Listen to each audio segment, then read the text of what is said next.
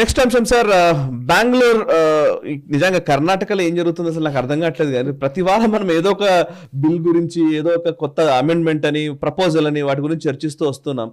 So ఇప్పుడు employees మీద పడ్డది కర్ణాటక గవర్నమెంట్, అందులోనూ ఐటీ ఎంప్లాయీస్ అందులోను.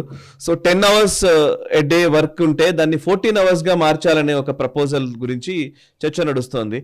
సో అఫ్ కోర్స్ ప్రియాంక్ ఖర్గేనేమో, ఆయన ఐటీ మినిస్టర్ ప్రియాంక్ ఖర్గేనేమో లేదు మిస్కన్సెప్షన్ అని ఆయన చెప్తున్నాడు, మిస్కన్సెప్షన్ ఉంది మీకు అని చెప్తున్నాడు. కానీ బట్ దీని మీద చాలా ఇప్పటికీ ఐటీ ఇండస్ట్రీ నుంచి విపరీతమైన వ్యతిరేకత వస్తుంది. నాస్కామ్ అందరూ తిడుతున్నారు.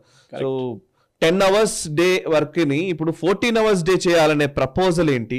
ఒకసారి ప్రపోజల్ ఏంటి అసలు ఫస్ట్ చెప్పండి సార్, అండ్ దీని మీద ఇండస్ట్రీ ఏమంటుందో కూడా మనం డిస్కస్ చేద్దాం. సాయి గారు, బేసిక్లీ మనకు తెలుసు 3 షిఫ్ట్లు ఉండొచ్చు ఒక రోజుకి. అవును, 8 hours పెడితే 8 into 3 24 hours. మన ఇప్పుడు ఈ కాల్ సెంటర్స్లో కానివ్వండి, మన బ్యాక్ ఆఫీస్ బీపీఓస్లో కానివ్వండి, ఏం చూస్తా అంటే machine should be use continuously. ఒక్కడు షిఫ్ట్ నుంచి లేవంగానే ఇంకోటి వెనక నిలబడి ఉంటారు రెడీగా కూర్చోడానికి. Because constantly you're working for different time zones. Day time you might be working for భారతదేశం కోసమే, నైట్ టైం మీరు యూఎస్ కానీ ఆ జాగ్రఫీస్ వర్క్ చేస్తారు, ఆఫ్టర్నూన్ షిఫ్ట్ ఏమో దుబాయ్ కానివ్వండి, ఇంగ్లాండ్ కానివ్వండి, యూరోప్ కానీ అట్లాంటి దేశాలకు వర్క్ చేస్తారు. They might be some changes here or there. So ఈ కంపెనీలు ఏమంటున్నారంటే ఈ 3 షిఫ్ట్లు బదులు మేము 2 షిఫ్ట్లు పెట్టుకుంటాం.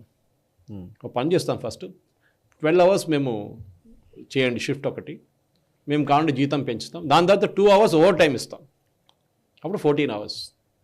12 hours పెట్టుకుంటే కూడా 24 hours అయిపోతుంది. 24 hours 10 hours వాళ్ళు రెగ్యులర్ అంటున్నారు, 2 hours ఎక్స్ట్రా అంటున్నారు. ఓకే, సో ఈ పర్టికులర్ వన్ బెంగళూరులో ఎవరు ఫ్లోట్ చేశారు, గవర్నమెంట్ తప్పట్లేదు సాయి గారు.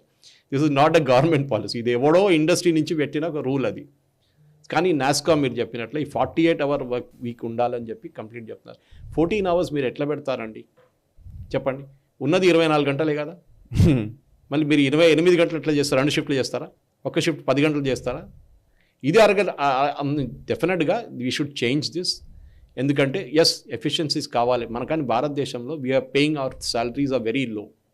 మీరు అదే ఎగ్జిక్యూటివ్ని యూఎస్ తీసుకెళ్ళి మీరు you're paying double, triple, even 10 times some times salary.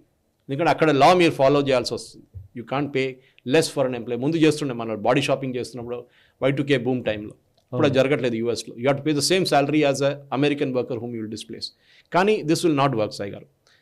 కానీ ఏం జరగబోతుంది, ఎందుకంటే మన ఇండస్ట్రీ ఎంప్లాయ్మెంట్ గురించి మాట్లాడాం మనం, టువర్డ్స్ గవర్నమెంట్ కూడా ఏం చేయాలంటే they should facilitate easy closing down of companies. మన దగ్గర closing down companies legally closing it down, ఏదో ఒకటి హైర్ అండ్ ఫైర్ కాదు. చాలా మటుకు మన లేబర్ లాస్ చేంజ్ చేయాల్సి వస్తుంది. ఫర్ ఎగ్జాంపుల్ ఇప్పుడు కూడా మహిళల్ని చాలామందిని తీసుకోరు కంపెనీలు, ఎందుకంటే they are especially girls, young girls 24-25 ఉన్న అమ్మాయిలు తీసుకోరు. ఎందుకంటే వాళ్ళు పెళ్లి చేసుకుంటారు, దాని తర్వాత ప్రెగ్నెంట్ అవుతారు, దాని తర్వాత 6 నెలలు రారు, 6 నెలల జీతం కూడా మేమే ఇవ్వాలి, వాళ్ళని తీసుకోం, నడుస్తుంది. This is as per NASSCOM report again. So government of India కూడా అదే అంటున్నారు ఇప్పుడు, no don't do anything like this. ఈ 14 hour వర్క్ డే కానీ ఇప్పుడు మీరు అదని పెడితే ఎక్కడ పనిచేసారు, your efficiency will go down. మీరు ఒక బాడీ, హ్యూమన్ బాడీకి ఒక లిమిటేషన్ ఉంటుంది, కరెక్ట్, దాని తర్వాత ఎఫిషియన్సీ పడిపోతుంది. మీరు కూడా మీ స్టూడియోలో ఎవరైనా కూర్చొని 16 గంటలు న్యూస్ చదువురా అంటే వాడు after 8 hours he will go of, completely off tangent వెళ్ళిపోతాడు, ఇంకేమైనా న్యూస్ చదువుతాడేమో దాని తర్వాత. అది problem.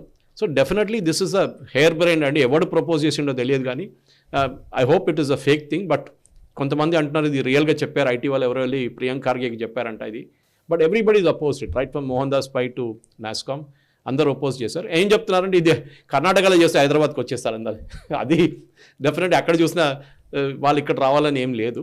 They will change the law. Definitely Karnataka government already ఒక బ్యాక్ ఫుట్లో ఉన్నారు లోకల్ జాబ్స్ కోసం అని చెప్పేసి లా తీసుకొచ్చిన తర్వాత this will be the final nail in the coffin. వాళ్ళు ఏమైనా చేస్తే అక్కడ ఉన్న కంపెనీలన్నీ ఒక నాయుడు గారు తీసుకెళ్ళిపోతారు, లేకుంటే హైదరాబాద్కి వచ్చేస్తారు. ఓకే, ఈ వీడియో మీకు నచ్చినట్టయితే లైక్ చేయండి, 10 మందికి షేర్ చేయండి, అలాగే కామెంట్ల రూపంలో మీ అభిప్రాయాలను మాతో పంచుకోండి. Nationalist hub group of channels ను సబ్స్క్రైబ్ చేసుకుని తెలుగునాట జాతీయవాద జర్నలిజాన్ని ప్రోత్సహించండి. ఈ వీడియో కింద ఉన్న బెల్ ఐకాన్ పై క్లిక్ చేయడం మర్చిపోవద్దు.